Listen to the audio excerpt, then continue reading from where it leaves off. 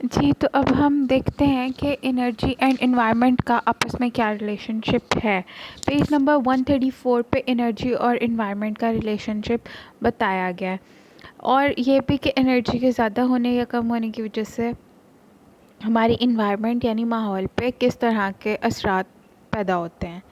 तो हम लोग सबसे पहले देखते हैं इसमें क्या गिवन है। Environmental problem such as pollution that consist of noise, air pollution and water pollution may arise due to different sources of energy such as fossil fuels and nuclear energy। यहाँ पर 3 तरह की हमारे पास पोल्यूशन की type फ़िलहाल उन्होंने बताई, noise pollution, air pollution और वाटर पोल्यूशन, जो कि हमारे इन्वायरमेंट में इसलिए क्रिएट होती हैं कि हमारी डिफरेंट तरह की एनर्जी ये प्रोड्यूस करती है, जैसा कि फॉसिल फ्यूल्स का इस्तेमाल या फिर न्यूक्लियर एनर्जी का इस्तेमाल। इसके अगली वाली लाइन में पोल्यूशन को डिफ़ाइन किया गया।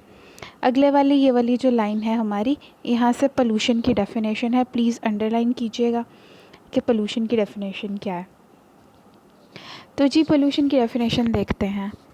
Pollution is the change in the quality of environment that can be harmful and unpleasant for living things. हमारे माहौल की क्वालिटी का ऐसा बदलना, उसके मेयार का ऐसा बदलना जो कि हमारी लिविंग थिंग्स यानी ज़िंदा चीज़ों के लिए अच्छा ना हो, खुशगवार ना हो, बल्कि नुकसानदेह हो, तो उस चीज़ को हम पोल्यूशन कहते हैं। उसके बिल्कुल ही अगली लाइन में थर्मल पोल्यूशन के बारे में बताया गया है। ठीक है जी, थर्मल पोल्यूशन ये मैंने अंडरलाइन भी किया हुआ है, तो हम इसे डिस्कस कर लेते हैं। ठीक है, कहाँ से थर्मल पोल्यूशन आ रहा है, ये यहाँ से थर्मल पोल्यूशन शुरू हो रही है और एंड तक जा रही है, यहाँ से लेके ना यहाँ तक सारा कुछ जो बताया हुआ है, this is about thermal pollution. देखते हैं थर्मल पोल्यूशन को क्या कहा है। लिखा है a temperature rise in the environment. Therm चूँकि हीट को कहते हैं, तो हीट की वजह से दर्जा हरारत का बढ़ना इन्वायरमेंट में, दैट डिस्टर्ब्स लाइफ, जो कि ज़िंदगी को डिस्टर्ब कर देता। बहुत ज़्यादा टेम्परेचर हो जाए तो वो भी ज़िंदा रहने के लिए ठीक नहीं है। इस कॉल्ड थर्मल पोल्यूशन, उसे थर्मल पोल्यूशन कहते हैं। Thermal pollution upset the balance of life. Thermal pollution जो है वो ज़िंदगी का तवाज़ुन गड़बड़ कर देती है and encourages the and endangers the survival of many species। और बहुत सी इकसाम के ज़िंदा रहने, सर्वाइवल मतलब उनके ज़िंदा रहने को एंडेंजर कर देती है, उन्हें ख़तरे का बायस बना देती है। अगला जो पूरा पैराग्राफ है उसमें एयर पोल्यूशन के बारे में डिस्कस किया गया है, मैंने अंडरलाइन भी किया है, और ये एयर पोल्यूशन के लिए हमारा पैराग्राफ है। इस पैराग्राफ में डिस्कस करते हैं कि उसने क्या बताया है about air pollution. Air pollution के बारे में कहा the unwanted and harmful air pollutants क्या होते हैं, जो हवा को आलूदा करने वाली चीज़ें होती हैं, आर अनवांटेड एंड हार्मफुल, बिल्कुल ही नाखुशगवार और ख़तरनाक होती हैं।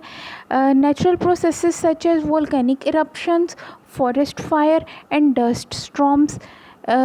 ये हमारे नेचुरल प्रोसेसेस ही होते हैं, जैसे कि वोल्केनिक इरप्शन, आतिशफ़िशां पहाड़ों का फटना, फॉरेस्ट फायर जंगलों में आग लगना, एंड डस्ट स्टॉर्म और आंधी जिसमें डस्ट उड़ती है उसका आना, एंड और पोल्यूटेंट्स टू द एयर। उसके अलावा भी बहुत से add pollutants to the air, ये चीज़ें जो है वोल्केनिक इरप्शन, फॉरेस्ट फायर और डस्ट स्टॉर्म, ये ऐड कर देती हैं हमारी हवा में पोल्यूटेंट्स, यानी उसको आलूदा करने वाली चीज़ें उसमें बढ़ा देती हैं।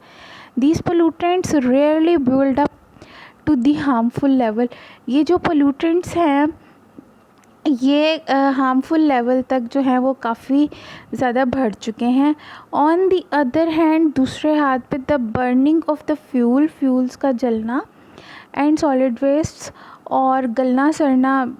सॉलिड वेस्ट ये कूड़ा वगैरह जो होता है, कचरा जो सॉलिड फॉर्म में वेस्ट हम लोग निकालते हैं इन होम्स, हमारे घरों में, ऑटोमोबाइल्स ये गाड़ियाँ वगैरह चलना, एंड फैक्ट्रीज़, और जो हमारी फैक्ट्रीज़ हैं releases harmful amount of air pollutants. इनमें से सब में से बहुत ज़्यादा जहरीले, हवा को गंदा कर देने वाली चीज़ें रिलीज़ होती हैं। उसके बाद नेक्स्ट जो पैराग्राफ है इसमें उसने वाटर पोल्यूशन को डिस्कस किया है। वाटर पोल्यूशन के बारे में ये पैराग्राफ है, इसे हम डिस्कस करते हैं। All power plants produced waste heat. तमाम जो पावर प्लांट्स हैं जहाँ पर यानी एनर्जी वगैरह बिजली प्रोड्यूस की जाती है, तमाम पावर प्लांट्स हैं वो हीट रिलीज़ करते हैं। बट लेकिन fission plants produce the most, लेकिन जहाँ पे फिशन का प्रोसेस होता है ना, जहाँ पे न्यूक्लियस को तोड़ा जाता है, फिशन किया जाता है, वहाँ सबसे ज़्यादा हीट रिलीज़ होती है। The heat release into a lake, तो ये जो हीट होती है उसको हम एक लेक के अंदर ज़ाया कर देते हैं, आ रिवर, किसी रिवर में या फिर ओशन में, किसी बड़े समंदर में। तो क्या करते हैं, upsets the balance of life in them, तो वो पानी के अंदर रहने वाली जो ज़िंदा चीज़ें हैं उनका जीना मुश्किल कर देते हैं, उनका रहना अपसेट कर देते हैं, उनका तवाज़ुन बिगाड़ देते हैं। अनलाइक अदर पावर प्लांट्स, दूसरे पावर प्लांट्स के बरक्स यानी उसके opposite, nuclear power plants do not produce carbon dioxide, ये कार्बन डाइऑक्साइड प्रोड्यूस नहीं करता, यानी हवा को ज़्यादा जहरीला नहीं करता, बट लेकिन they do produce dangerous radioactive waste, ये बहुत ज़्यादा रेडियो एक्टिव मतलब ऐसी शुआएँ रिलीज़ करते हैं जो अच्छी नहीं होती ज़िंदगी के लिए। ठीक है, तो ये भी शॉर्ट क्वेश्चंस हैं, काइंडली इनको भी ध्यान से देख लीजिएगा।